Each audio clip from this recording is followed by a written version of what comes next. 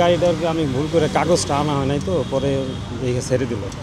সব ঠিক আছে, আমার গাড়ির কাগজ ড্রাইভিং সব ঠিক আছে, কিন্তু ভুল করে আনা হয় না আর কি। পরে ছবি দেখানোর পরে ছেড়ে দিল।